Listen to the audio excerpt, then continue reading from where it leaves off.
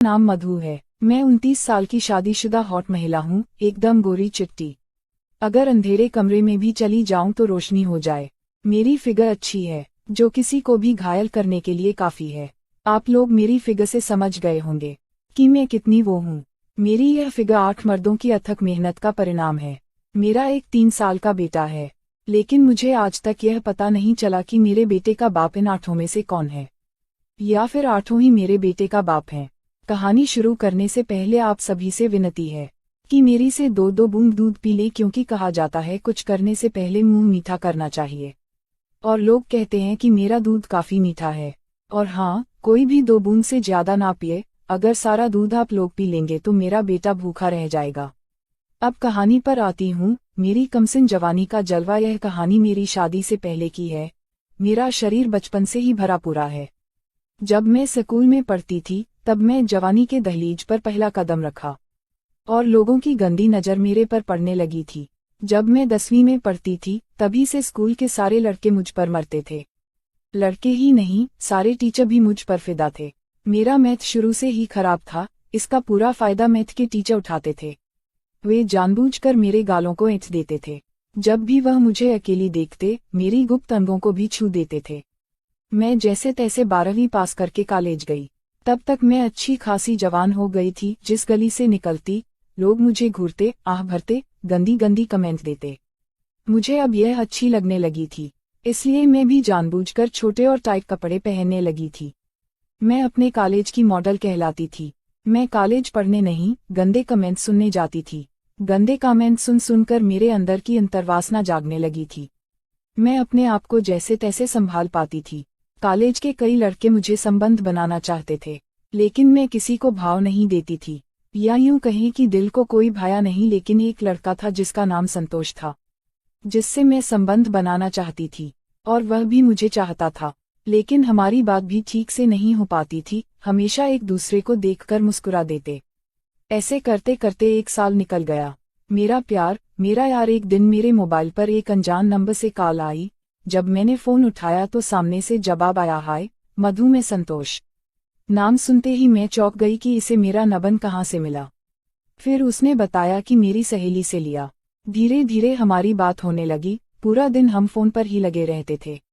अब कॉलेज में भी हम साथ घूमते रहते। हमारी दोस्ती कब प्यार में बदल गई, हमें पता ही नहीं लगा। धीरे धीरे हम करीब आते गए। हम कहीं भी शुरू हो जाते थे, चाहे वह कॉलेज हो या पार्क, बस हो या सुनसान रास्ता। बस मौके की तलाश में रहते थे। जहां मौका मिलता। मेरे पड़ोस में शादी थी। घर से दूर एक फार्म हाउस में थी। शादी में मम्मी, पापा और मैं जाने वाले थे, पर अचानक पापा की तबीयत खराब हो गई। तब मम्मी बोली, बेटा तुम अकेली चली जाओ, मैं तुम्हारे पापा के पास रुकती हूँ। मैं बोली ठीक है, और तैयार होने चली गई। मैं एक जीन्स टॉप पहनकर चली गई। वहां जैसे ही पहुंची, सारे दोस्त मुझे दुल्हन के कमरे में ले गए। सब हंसी मजाक कर रहे थे। तभी एक दोस्त बोली, यार तुम यह क्या पहन कर आई हो? मैं बोली, कितनी अच्छी तो है। तब सब कहने लगी कुछ हॉट पहन कर आती। तभी एक सहेली ने छोटी सी स्कर्ट और टॉप लेकर आई। बोली, रानी तू यह पहन ले। मैं बोली, पागल हो गई हो क्या? यह पहनने से अच्छा तो मैं नंगी ही रहूं। सब बोली, यह आइडिया भी बुरा नहीं है, और सब हंसने लगी। जब बारात आने वाली थी तो सारी लड़कियों ने मिलकर मुझे जबरन मिनी स्कर्ट, टॉप और हाई हील की सैंडल पहना दी। स्कर्ट इतनी काफी छोटी थी जिसकी वजह से काफी टाइट थी, और इतनी छोटी थी कि अगर आगे की ओर झुक गई तो मेरी हो जाए, और टॉप तो मानो किसी बच्ची का हो। लग रहा था कि फाड़ कर बाहर आ जाएंगी। कुल मिलाकर कहूं तो इन कपड़ों में पटाखा लग रही थी।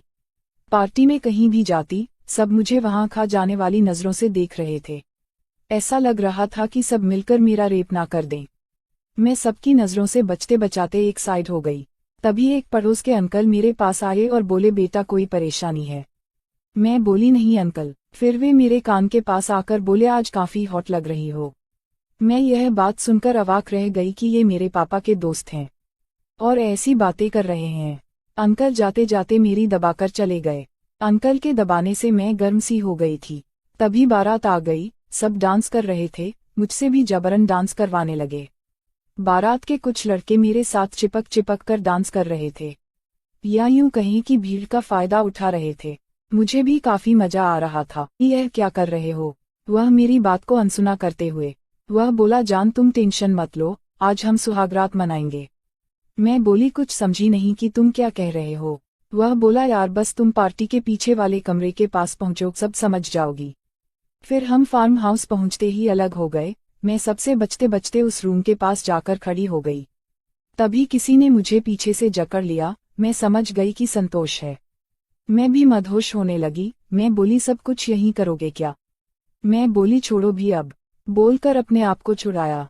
जैसे ही मैं पीछे मुड़ी तो देखते ही मेरे पैरों तले की जमीन खिसक गई, क्योंकि वह संतोष नहीं था, वो अंकल थे। मैं तो शर्म से एकदम लाल हो गई थी। मैं गुस्से में बोली अंकल यह क्या कर रहे थे? आपको शर्म नहीं आती? मैं आपकी बेटी जैसी हूँ। अंकल बेशर्मी से बोले जो तुम चाह रही थी मेरी जान। और बोले बेटी जैसी हुई तो क्या हुआ, हो तो एकदम हॉट माल।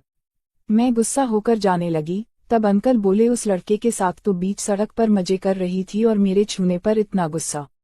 मैं समझ गई कि अंकल ने सब कुछ देख लिया है। फिर मैं थोड़ी सी ठंडी हुई और बोली आप क्या बोल रहे हो, मुझे कुछ समझ में नहीं आ रहा। अंकल बोले ठीक है रहने दो, मैं तुम्हारे पापा को समझा दूंगा। यह सुनते ही मैं डर गई और बोली प्लीज अंकल, पापा को कुछ मत बताना। इस पर अंकल बोले ठीक है, नहीं बोलूंगा पर तुम्हें मेरी एक बात माननी पड़ेगी। मैं बोली ठीक है, पर करना क्या होगा? अंकल बोले जो तुम उस लड़के के साथ करने वाली थी वह अब मेरे साथ कर लो। मैं बोली आप क्या बोल रहे हो, मैं समझी नहीं। ताकि बेशर्मी से बोले मैं तुम्हें चाहता हूँ। मैं बोली अंकल आप यह क्या बोल रहे हो, मैं यह नहीं कर सकती। यह बोलकर मैं जाने लगी। तब अंकल बोले ठीक है जाओ, मैं तुम्हारे पापा से बात कर लूंगा। मैं यह सुनकर फिर से डर गई और बोली प्लीज अंकल ऐसा मत करो। वे बोले कभी नहीं बोलूंगा, बस एक बार मुझे अपनी, इसके बाद मैं कभी तेरे रास्ते में नहीं आऊंगा। बस एक बार मैं ना चाहते हुए भी मान गई और बोली अंकल मुझे यह ठीक नहीं लग रहा है। अंकल बोले थोड़ी देर में सब ठीक लगने लगेगा। मुझे कुछ समझ नहीं आ रहा था कि यह मेरे साथ क्या हो रहा है। मिलने किसी से आई थी और जा किसी और के साथ रही थी। अंकल बोले मेरे साथ चलो। मैं बोली कहाँ? वे बोले बस साथ आओ। मैं अंकल के पीछे पीछे चल दी। हम एक कमरे के आगे जाकर खड़े हो गए। अंकल ने पहले चारों तरफ देखा कि कोई आ तो नहीं रहा। फिर अंकल ने जेब से चाबी निकाली और अंदर गए और मुझे झट से अंदर खींचकर दरवाजा बंद कर लिया। जैसे ही मैं उस रूम में गई, देखकर दंग रह गई। यह तो दूल्हा दुल्हन के सुहागरात मनाने वाला कमरा था। एकदम मनमोहक सजावट थी। मैं बोली अंकल यह तो दूल्हा दुल्हन के लिए है। अंकल मुझे बोले हम भी तो वही काम करेंगे जान। फिर अंकल ने सब कुछ किया। करने के तुरंत बाद अंकल का फोन आया। अंकल ने बोला जान जल्दी से निकलो, शादी खत्म हो गई, जल्दी से कपड़े पहनो और निकलो, दूल्हा दुल्हन आने वाले हैं। मैंने जल्दी से स्कर्ट टॉप पहनी, लड़खड़ाते रूम से निकल गई। आगे की कहानी बाद में बताऊंगी कि इसके बाद मेरे साथ क्या हुआ।